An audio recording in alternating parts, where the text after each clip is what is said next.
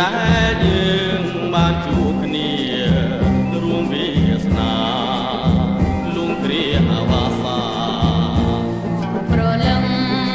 នាមអូនណាយបានសងហើ